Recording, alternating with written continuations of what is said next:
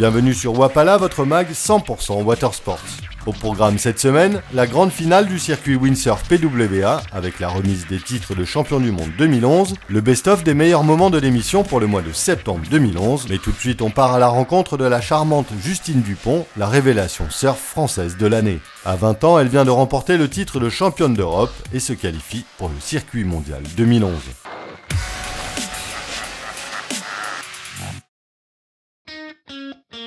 Il n'y a rien de fixe dans le surf, tu peux toujours aller plus haut, aller plus loin, tu dépends vraiment de ce milieu, de la nature et c'est rien que ça qui crée déjà le fait qu'il n'y a vraiment pas de limite.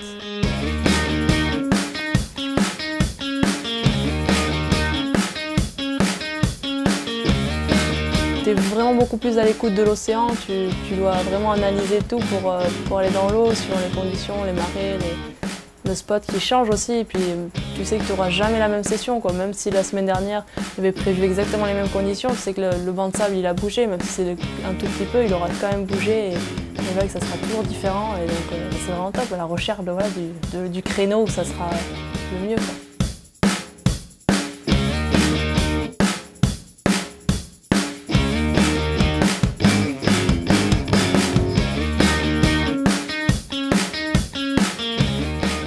Dans toute vie, je pense que c'est bien d'avoir des projets, des buts et des objectifs. Et pour moi, c'est la compétition. C'est encore des ressentis différents.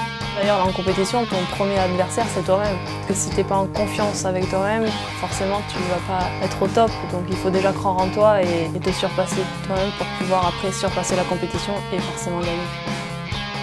Quand il n'y a plus de compétition, il y a tout le stress qui retombe. On fait « Ah, mince, j'ai envie qu'il y en ait une demain ». Je surfe parce que dès ma première vague, j'ai pas pu m'arrêter. Sans transition, on part en mer du Nord pour la remise des titres de champion du monde 2011 en windsurf.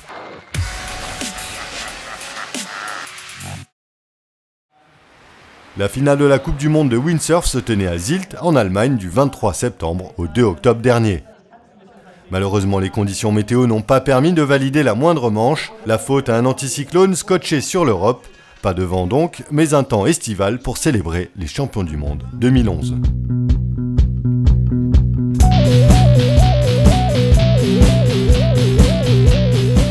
En slalom, c'est le grand retour de Björn Dunkerbeck qui, à 42 ans, remporte son 41e titre de champion du monde, toutes disciplines confondues. Le colosse de 105 kg savoure cette victoire car elle récompense son retour à la compétition il y a quelques années, mais aussi car elle met fin au règne du Français Antoine Albo qui dominait la discipline depuis 5 ans. Albo termine second au classement annuel devant le Néerlandais Ben van der Steen.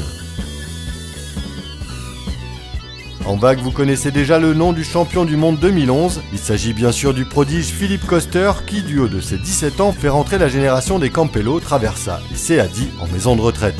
La preuve en image, s'il en fallait une, lors d'une session d'entraînement à Sylt, dans des conditions pourtant médiocres.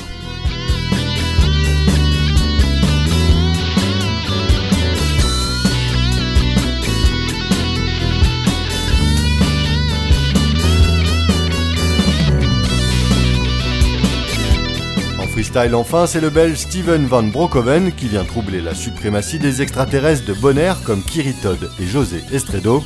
A noter que les freestylers français Anthony Ruenes et Nico Akazian sont respectivement 7e et 12e mondial.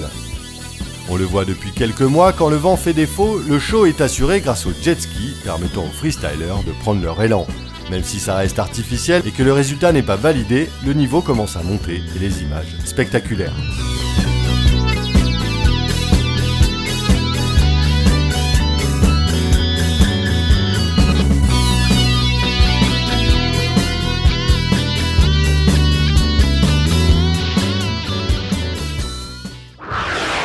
En septembre, on a été bien servi, de l'actu riche, des images fournies et de l'action, encore de l'action. Voici le best-of des meilleurs moments de l'émission pour le mois de septembre 2011.